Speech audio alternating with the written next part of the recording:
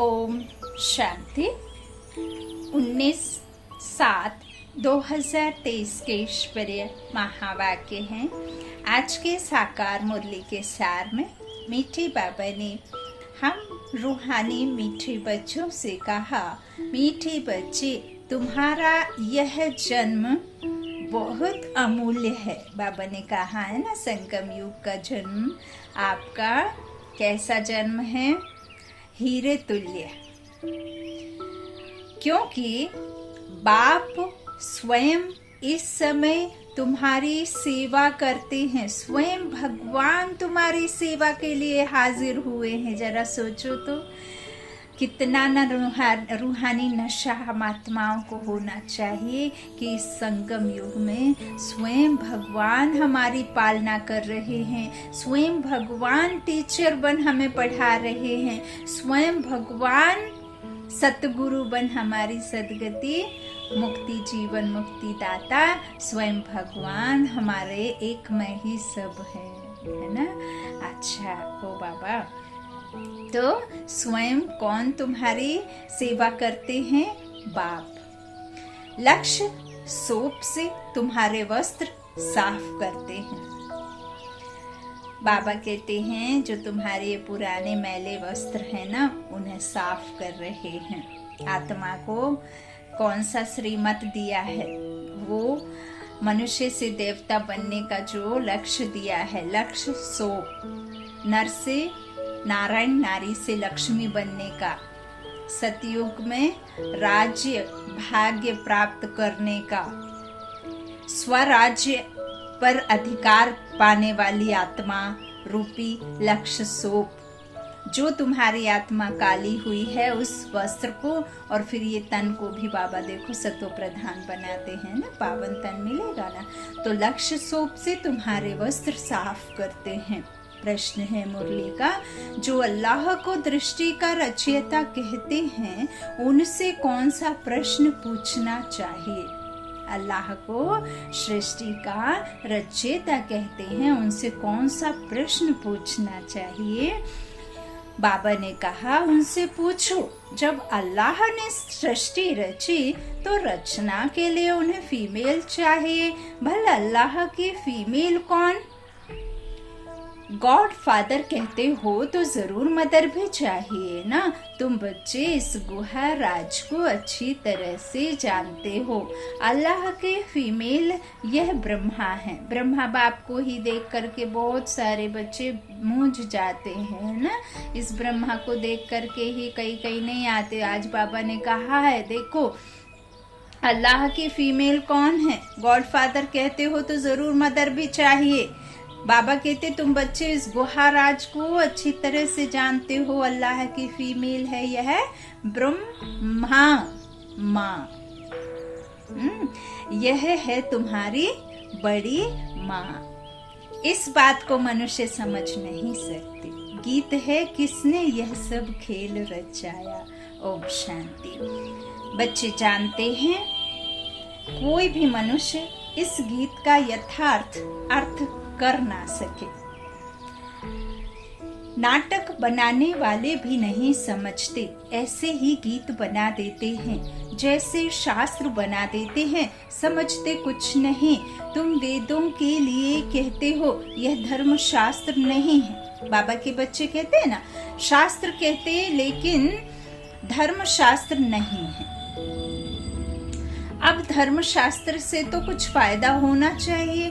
धर्म शास्त्र का अर्थ भी नहीं समझते हैं। शास्त्र अर्थात जिससे कोई धर्म स्थापन होता है किसी द्वारा। आज बाबा ने बहुत गुहा राज समझाया है शास्त्र का। बाबा कहते हैं शास्त्र अर्थात जिससे कोई धर्म स्थापन होता है किसी द्वारा। तो पूछना चाहिए, वेद उपनिषद किस धर्म के शास्त्र हैं? वह धर्म किसने स्थापन किया? इनसे तो कोई धर्म ही नहीं निकलता है। कौन कौन से धर्म हैं वह भी समझाया जाता है। जैसे झाड़ में मुख्य है थुर, तना, फिर बड़ी डाल, फिर छोटी छोटी टालियां निकलती हैं। तो बच्चों को समझाया जाता है। यह जो धर्म शास्त्र है, सर्वशास्त्रमय शिरोमणि गीता, वह है धुर। उनके बाद बाकी सब ठहरे रचना। जो भी कुछ इस दुनिया में हम स्थूल नेत्रों से देखते हैं ना, वो सब रचना है ईश्वर की, है ना। बाबा कहते हैं जो गीता परमात्मा सुना रहे हैं वो धुर है ना। तो बाबा कहते हैं बाकी सब क्या है, टालियां है ना। तो मनुष्य सृष्टि का झाड़ है। बाबा कहते हैं यह इस्लामी, बौद्धी, क्रिश्चियन आदि यह सब कल्प वृक्ष के टाल हैं। गीता में भी लिखा हुआ है मनुष्य सृष्टि का झाड़ है, तो यह झाड़ का राज बुद्धि में अभी बैठा है। इसका मुख्य धुर है आदि सनातन देवी देवता धर्म। इस झाड़ की भेंट बड़ के झाड़ से की जाती है, वह बहुत बड़ा होता है। झाड़ जो पुराना होता है तो उनका धुर तना सड़ जाता है, बाकी टालियां रहती हैं। यह भी ऐसे ही नहीं, ऐसे ही है बाबा कहते हैं। जैसे बाबा कहते हैं कि जो बड़ का झाड़ होता है बहुत बड़ा होता है, तो बहुत बड़ा होता है। बाबा कहते हैं झाड़ जब पुराना हो जाता है तो क्या हो जाता है, उनका तना सड़ जाता है। सबकी एक उम्र होती है ना, चाहे फिर पेड़ पौधे हो, चाहे फिर ये कपड़ा ही क्यों ना हो, इसकी तो एक उम्र है ना। एक समय आएगा जब ये फट जाएगा। जब फटना शुरू हो जाता है तभी हम सोचते हैं कि हम दूसरा लेने का प्लान करने लग जाते हैं, है ना। दूसरा लेंगे तब तो, नहीं तो फिर ये फट जाएगा तो फिर कैसे ढकेंगे, है ना। तो कैसे हम रहेंगे।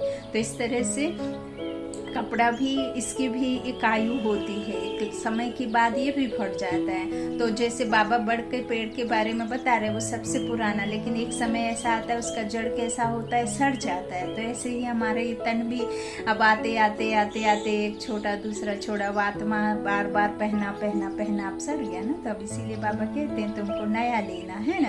तो इस तरह से पुराना होता है तो वो सड़ जाता है, बाकी टालियां रहती हैं। यह भी ऐसे ही है, जो मनुष्य रूपी सृष्टि झाड़ है, बाबा कहते वह भी ऐसे ही है।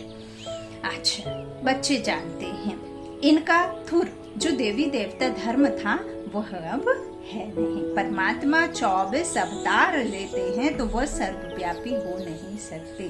जब अवतार लेते हैं तो उनको सर्वव्यापी कैसे कहेंगे। नई बात है ना, कितना बड़ा झाड़ है, धुर है ही नहीं। एक भी मनुष्य नहीं जो कहे हम आदि सनातन देवी देवता धर्म के हैं। सतयुग को लाखों वर्ष पिछाड़ी में ले जाते हैं।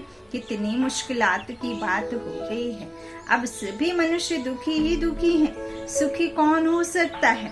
सन्यासियों की बुद्धि में भी यह भेंट आएगी नहीं कि यहाँ काग विष्टा समान सुख है और अथाह दुख है। यह उन्हों को पता नहीं है। अब बाप बतलाते हैं तुमको अथाह सुख में फिर ले जाता हूँ। इस समय अपना पाठ बचाए सभी कुछ करके छिप जाते हैं। यूं तो पाठ सभी बजाते हैं, इस्लामी बौद्धि आदि सब छिप जाएंगे, है ना। जब वो झाड़ होगा, बाबा कहते हैं आदि सनातन देवी देवता का, तब ये सब छुप जाएंगे, ऊपर चले जाएंगे। यह भी कोई नहीं जानते। मनुष्यों को ही समझाया जाता है, जानवर को तो नहीं बताएंगे। बाबा कहते मनुष्यों को ही समझाएंगे, जानवरों को तो नहीं समझाएंगे। हाँ, बाबा कहते जानवर को नहीं। मनुष्य का जन्म सबसे ऊंच गाया जाता है, वह कौन सा। मनुष्यों का जन्म जो सबसे ऊंचा गाया जाता है, बाबा कह रहे हैं कौन सा। कहते भी हैं कि मनुष्य की तो चमड़ी भी काम में नहीं आती है, मगरमच्छ के भी परस बनाने में, हाथी की भी, घोड़े की भी, सबकी चमड़ी काम में आती है जानवरों की, लेकिन मनुष्यों की चमड़ी तो काम में भी नहीं आती है। हाँ, ज्यादा समय रख भी नहीं सकते हैं। बाबा कहते हैं इस तरह से, फिर कहते हैं इस तरह से कि मनुष्यों का जन्म उत्तम है। वास्तव में तुम्हारा यह जन्म उत्तम है, संगम युग का है ना।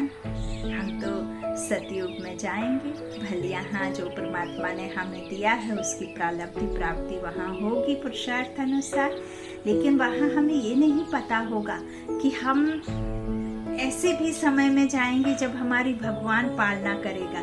हमें वहाँ ये नहीं पता होगा कि भगवान ने हमें देवी देवता बनाया। हमें वहाँ ये नहीं पता होगा कि हम 2 कला कम होके फिर त्रेता में जाएंगे। हमें वहाँ ये नहीं पता होगा कि दुख क्या होता है। हमें ये नहीं पता होगा कि हमारे जो देवी देवता हैं वो पूज्य से पुजारी बनते हैं, फिर हमें द्वापर में मनुष्य योनि में जाना है, हम कामचिता पर बैठ काले होंगे, फिर वहाँ पर हमारे दुख शुरू होंगे। दिन से रात होता है, रात से दिन होता है। तो ये सब जो भी हमें परमात्मा सुख का दुख का जो भी आभास कराते हैं, हमें परम धाम शांति धाम का पता नहीं होगा। हम आत्मा है ये हमें वहाँ पता नहीं होगा कि किसने आत्मा का नॉलेज दिया, हमारा बेहद का बाप कौन है, हमें कुछ भी नहीं पता होगा। तो बाबा कहते हैं तुम्हारा जो कहते हैं ना कि मनुष्यों का जन्म उत्तम है, तो बाबा कहते हैं असल में संगम युग का मनुष्य का जन्म उत्तम है। वास्तव में तुम्हारा यह जन्म उत्तम है जो बाप बैठ तुम्हारी सेवा करते हैं। यही बात तो बाबा की आंखों में खुशी के आंसू रोक नहीं पाती है। इतना बाबा हमें प्यार करते हैं, इतना बाबा हमें पालना दे रहे हैं, इतना बाबा हमें मीठा मीठा कहते कहते थकते नहीं हैं और हम बच्चे बाप को याद नहीं करते हैं। बाबा हमें ऐसे फूलों की तरह अपनी गोद में समा करके रखे हुए हैं।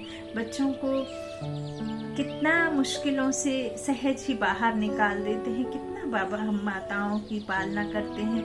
बाबा हम गृहस्थ में रहने वाली माताओं को तो कितनी लिफ्ट देते हैं। बाबा कहते मीठे बच्चे तुम चलते फिरते गृहस्थ में रहते कर्म करते हर कार्य में हर संकल्प में सिर्फ और सिर्फ मुझे याद करते रहो, बाकी तुमको कुछ करने की जरूरत नहीं है।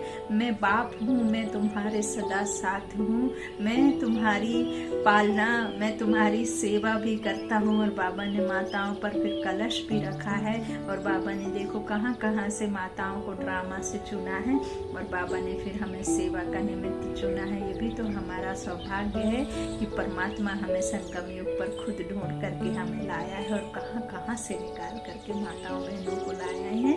तो ये बात हमारे अंदर तक ऐसे बाबा को प्यार से, बाबा को इतना याद इतना याद इतना याद प्यार कि बाबा कोई मुश्किल आए तो हमें उस समय आप थाम लेना, हमें भूले से भी हम आपको ना भूलें, चाहे हम इस दुनिया को भूल जाएं।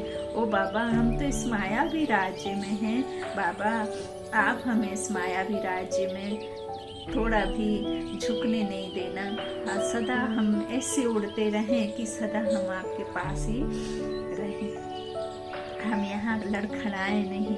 आपकी बच्ची इस मायावी राज्य में है, उस माया की ठोकर लगने से पहले मुझे ऐसे खींच लेना मानो मैं आपके अलावा कोई है ही नहीं दुनिया में, है ना।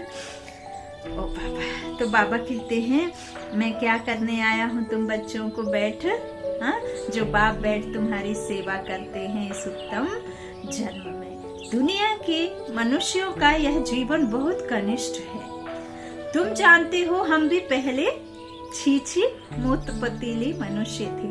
अब बाबा हमारे इस वस्त्र को ज्ञान लक्ष्य सोप से साफ करते हैं और कहते हैं अब अपने बाप को याद करो। इस दुनिया में बाप को कोई भी नहीं जानते हैं। बाप को जाने तब तो बच्चे बने, शिव के बने, ब्रह्मा के बने तब पौत्रे कहलाए। ब्राह्मण भी 2 प्रकार के हैं, एक है मुख वंशावली, दूसरे हैं कुक वंशावली। एक है माँ के कोख से जन्म लेते हैं और बाबा कहते हैं एक है जो ब्रह्मा मुख वंशावली है, वही फिर शिव वंशी है ना। तो बाबा कहते हैं 2 तरह के हैं। तुम हो ब्रह्मा के मुख वंशावली, ब्रह्मा कुमार कुमारियां। ब्रह्मा का बाप कौन? शिव बाबा। उनका बाप तो कोई होता नहीं। तुमको पढ़ाने वाला भी वह है, तुम्हारा गुरु भी वह है। अभी सम्मुख बैठे हैं, फिर छिप जाएंगे। पतित दुनिया को पावन बनाए, देवी देवता धर्म की स्थापना कर और सबको मुक्ति धाम में ले जाएंगे। 21 जन्मों का सुख दे दिया, फिर और क्या चाहिए। बाबा सदा सुखी तो बनाते हैं, बाकी उच्च पद पाने लिए तो पुरुषार्थ करना पड़े। श्री कृष्ण पुरी को सुखधाम कहा जाता है। श्री नारायण का बचपन नहीं दिखाते हैं, श्री कृष्ण का स्वयंवर दिखाते हैं। अगर राधे से स्वयंवर हुआ तो फिर उनका नाम क्या बदली हुआ, वो दिखाते नहीं। लक्ष्मी नारायण का तो मनुष्यों को पता नहीं, उनके जीवन चरित्र को कोई जानते नहीं। तुम अभी समझ रहे हो, है ना। कृष्ण राधे को जानते हैं लेकिन लक्ष्मी नारायण का मनुष्यों को नहीं पता, लेकिन तुम बच्चों को बाप बैठ सम्मुख को समझा रहे हैं, है ना। तो बाबा कहते हैं कोटों में कोई ही निकलेगा जिसने पूरा चक्र लगाया होगा। तुम यह जानते हो भक्ति वह करते जो पहले पहले पूज्य से पुजारी बनते हैं। सबसे पहले जो पूज्य से पुजारी बनेंगे भक्ति वही बाबा कहते करेंगे। तो भक्त तो सभी हैं, सरसों के मुआफिक मनुष्य हैं। तुम जानते हो अब बेचारे सभी मून की चक्की में हैं। अब तुम बच्चों को बहुत बड़ी बुद्धि मिली है। बाबा ने कल कहा ना, बुद्धू से बुद्धिमान बनाने आया हूँ, है ना। बुद्धिदाता कौन है? बुद्धिदाता स्वयं शिव भगवान है। तो बाबा कहते हैं 84 जन्मों का चक्र बुद्धि में रखना बड़ा सहज है। हम अभी ब्राह्मण हैं, सो फिर देवता बनेंगे, फिर 84 जन्म लेने पड़ेंगे। हम सो का अर्थ भी बच्चों को समझाया है। हम सो हम यहाँ ही गाते हैं। और धर्मों में यह अक्षर ही नहीं, ओम माना भगवान समझ लेते हैं। वास्तव में ओम अर्थात अहम आत्मा, मैं आत्मा। वह फिर उल्टा कह देते हैं आत्मा सो परमात्मा। अच्छा फिर क्या, हम शरीर तो है नहीं, परम पिता परमात्मा तो ऐसे कह ना सके कि अहम आत्मा मम शरीर, हाँ, कि ये मैं आत्मा हूँ और ये मेरी आत्मा का शरीर है। परमात्मा तो कह ना सके।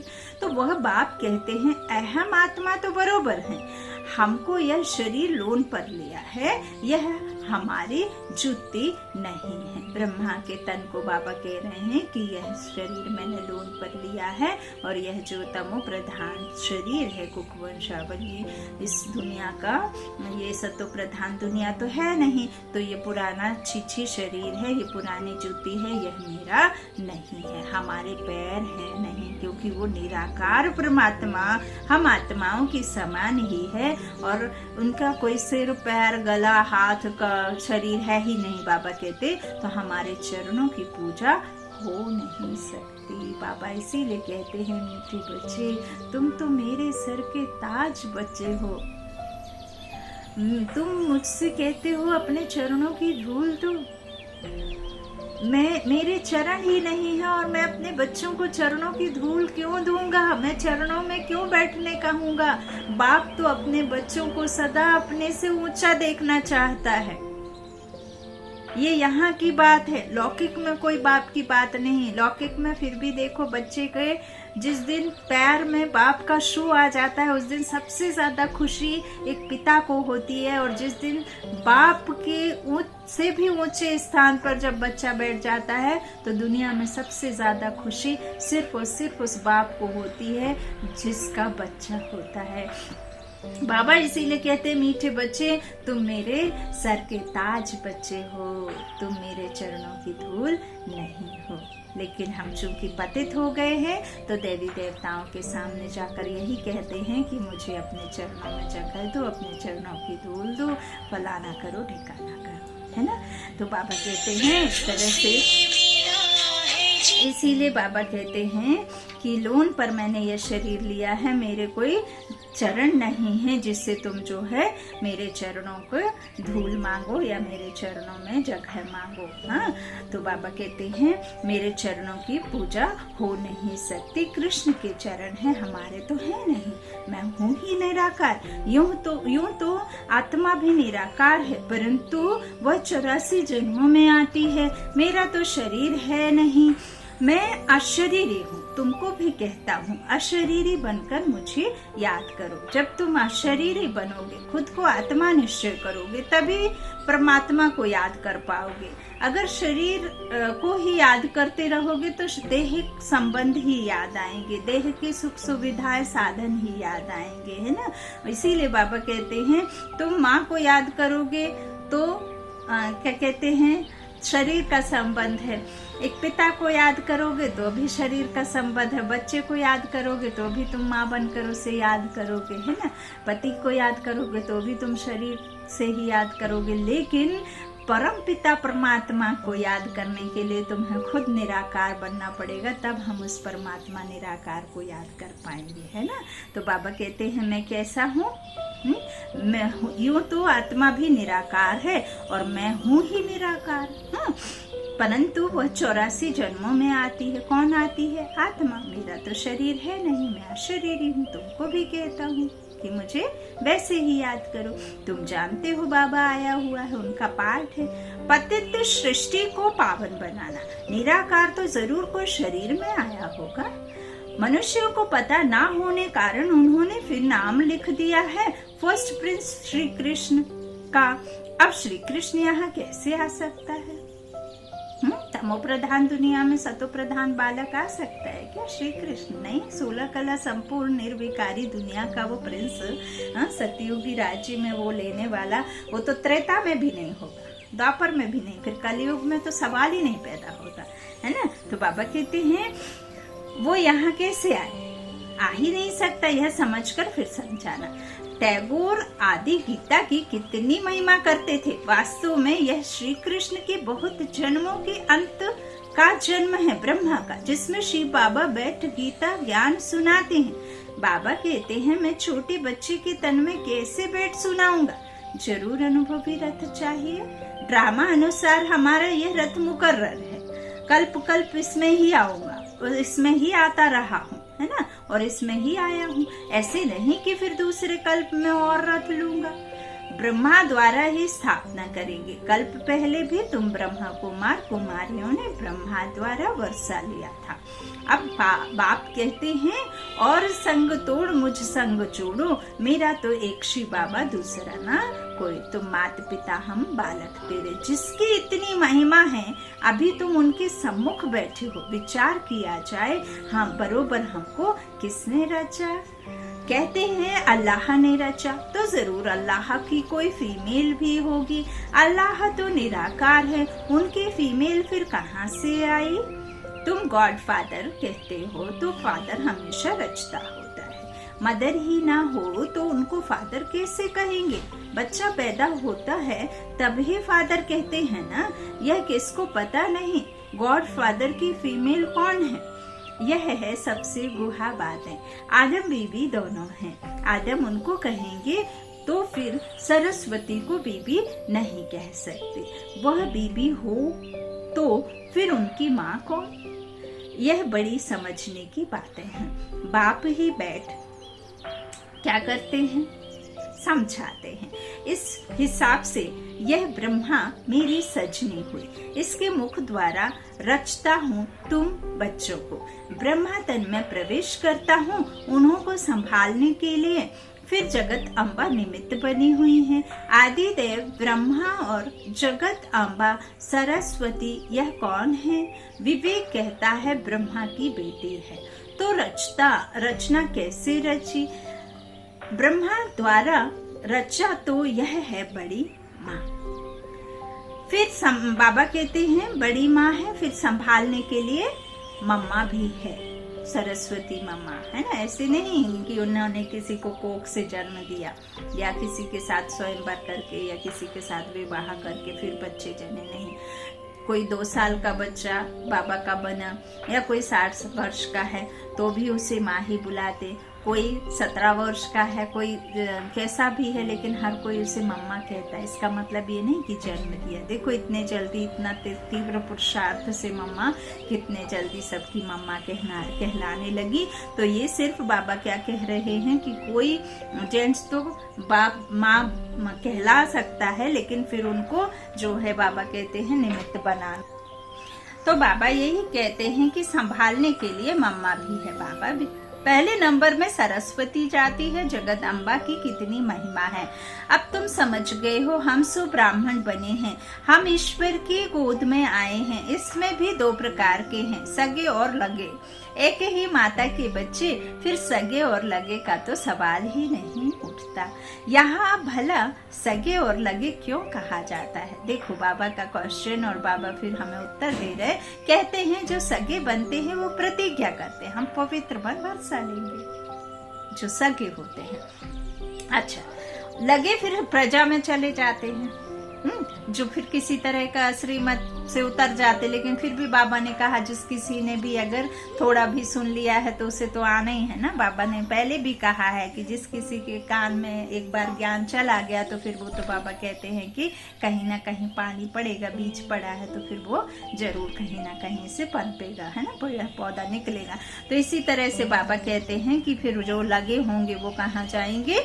प्रजा में, और जो सगे होंगे वो फिर वर्षा लेंगे। तो ऐसे पवित्र की गति नशीन बारिश बनते हैं, लगे फिर प्रजा में चले जाते हैं, सगे भी बहुत बनेंगे, फिर उसमें भी नंबरवार होंगे। जितना जो पुरुषार्थ करेंगे वह माँ बाप के तख्त पर बैठेंगे। मम्मा बाबा तख्त पर बैठते हैं तो हमको भी तख्त मिलना चाहिए, परंतु बनेंगे नंबरवार। तो यह है योग की यात्रा। बाबा को याद करना है, स्वादर्शन चक्र फिराना है, आप समान बनाना है, मेहनत करनी पड़ती है। आप समान बनाने में बच्चियां परिचय देकर बाप के पास रिफ्रेश होने के लिए ले आती हैं। बाबा देखते हैं कौन कौन बाप से पूरा वर्षा लेंगे और सब तरफ से ममत्व मिटाए एक तरफ लगाएंगे। जानते हैं बाबा हमको विश्व का मालिक बनाने वाला है। बाबा कहते हैं हम तुमको स्वर्ग का मालिक बनाएंगे, फिर चाहे सूर्यवंशी चाहे चंद्रवंशी बनो। तो बाप अपने आप सब कुछ कर रहे हैं, फिर छिप जाएंगे।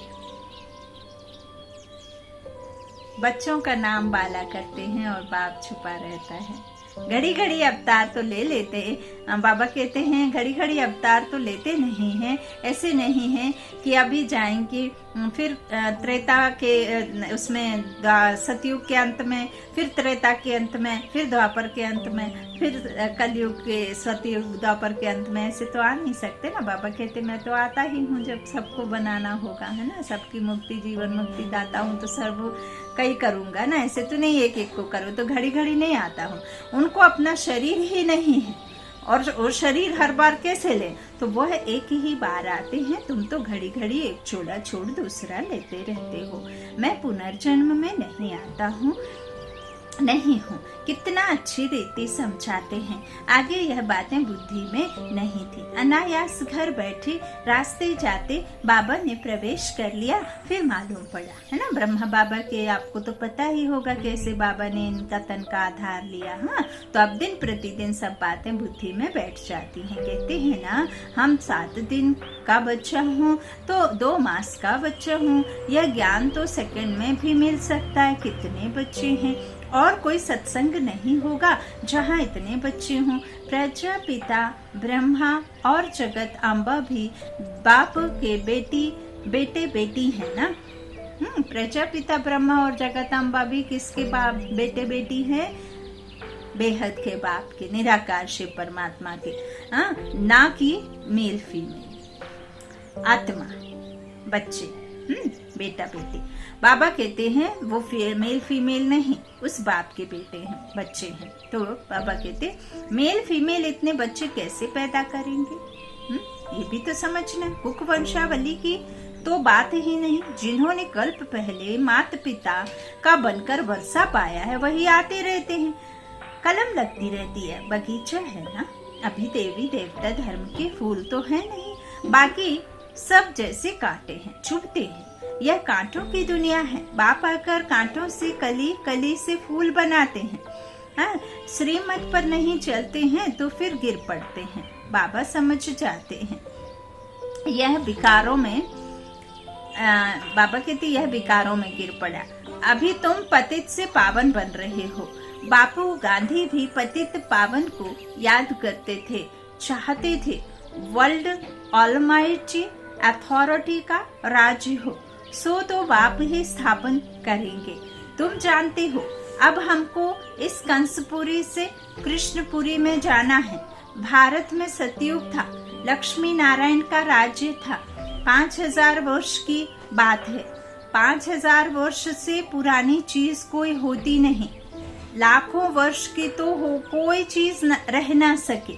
देखो तुम बूढ़ी माताएं गुड़गांव से आई हो, माता पिता पास जिनसे वर्षा मिलना है।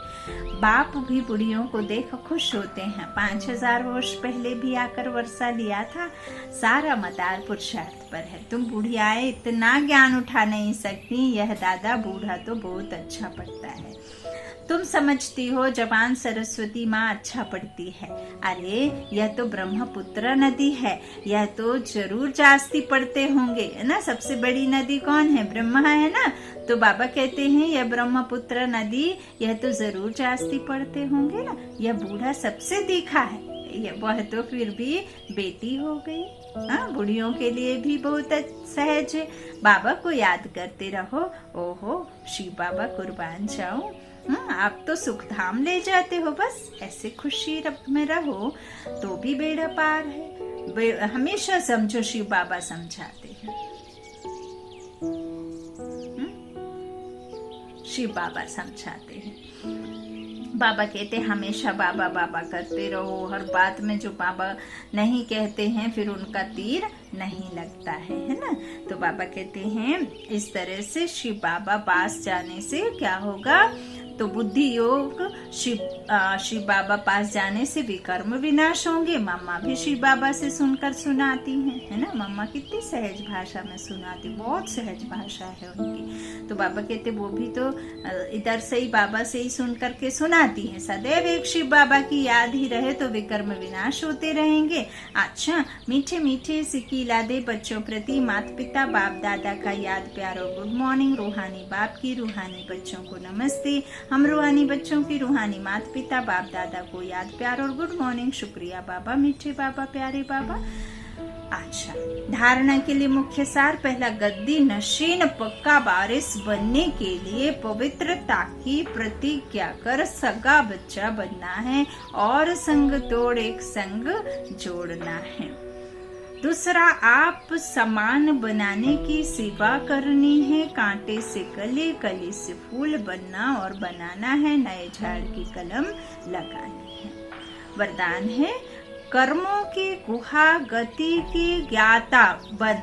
धर्मराज पुरी की सजाओं से बचने वाले विक्रमाजीत भव। कर्मों की गुहा गति के ज्ञाता बन। जो भी हमारे कर्मों का राज है, जो हमने यूं तो बाबा कहते हैं सतयुग से ही कर्म करना शुरू हो जाता है, लेकिन वहाँ इस जो ज्ञान है उसकी प्रालब्धि प्राप्ति इतना खरा सोना, इतना शुद्ध सोना बन करके तुम्हारी आत्मा जाती है कि वहाँ पे किसी तरह की कोई 5 विकारों की मिलावट की छाया पड़ नहीं सकती। इसलिए आपको वहां से तो नहीं, लेकिन द्वापर से यूं तो त्रेता में भी सूक्ष्मता से शुरुआत हो जाती है, सतयुग से ही शुरू हो जाती है, लेकिन बाबा कहते द्वापर से फिर ऐसी शुरू हो जाती है जो कर्म विकर्म बनने शुरू हो जाते हैं। तो वो विकर्म बनते बनते ऐसा हो जाता है जो कि तुम नहीं जानते। तुम इसे एक जन्म का 6 वर्ष की आयु से जानते हो, लेकिन बाबा कहते कोई ये शरीर का जन्म जो तुम्हारा है अभी 30 वर्ष 40 वर्ष है, जितनी भी तुम्हारी उम्र है, उसका राज नहीं समझना है। उसने इस जन्म में क्या किया वो तुम समझ सकते हो, लेकिन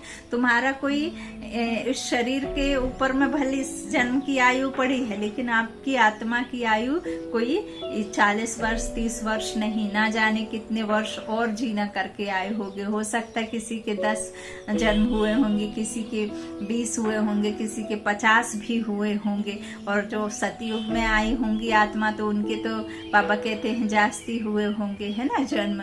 तो 84 तो हमें पता है ब्रह्मा बाप के और सरस्वती मम्मा के हैं सबसे जास्ती जन्म। हाँ, लेकिन बाबा कहते फिर उस राज्य में जो आए, तो बाबा कहते आपके जो इस समय का उम्र है वो उम्र नहीं, आपके तो ना जाने कितने जन्मों की उम्र को इकट्ठा करें तो कितने सारे आपके जन्म। तो वो सब कर्मों की गुहा गति के ज्ञाता बन। धर्मराज पुरी की सजाओं से बचने वाले विक्रमाजीत भव। विकर्मों को जीतने वाले बनो। सजाओं के अनुभव को ही धर्मराजपुरी कहते हैं। जो सजाएं हमको मिलती हैं किसी भी तरह के आपके जीवन में जो परेशानियां हैं, जो जिस तरह के भी आपके दुख सुख, जो आप जिनको दुख का नाम देते हैं, चाहे फिर वो कोई भी तरह का हो, है ना, बीमारी से हो, रिश्तों से हो, जिस भी तरह से हो, तो वो बाबा कहते हैं कि वही आपके जो सजाएं हैं वही अनुभव आपके क्या कहलाते हैं, धर्मराजपुरी उसको कहते हैं। बाकी धर्मराजपुरी कोई अलग से स्थान नहीं है। लास्ट में अपने किए हुए पाप जमदूत के डरावने रूप में सामने आते हैं। उस समय पश्चाताप और वैराग्य की घड़ी होती है। छोटे छोटे पाप भी भूत की तरह लगते हैं। पश्चाताप की त्राही त्राही होती है। इसलिए उन सजाओं की फीलिंग से बचने के लिए कर्मों की गुहागति के ज्ञाता बन सदा श्रेष्ठ कर्म करो और विक्रमाजीत बनो। स्लोगन है, जो तन मन धन से बाप पर पूरा बलिहार जाते हैं वही गले का हार बनते। जो तन मन धन से बाप पर पूरा बलिहार जाते हैं, ट्रस्ट करके ट्रस्टी बना लेना, है ना, पूरे तरीके से मेरा तेरे में बदली हो जाना, मेरा कुछ भी नहीं है, तो वही फिर बाबा के गले के हार बनते हैं। अच्छा, ओम शांति। शुक्रिया बाप दादा, शुक्रिया आप सभी भाई बहनों के स्नेह का, प्यार का। ओम शांति।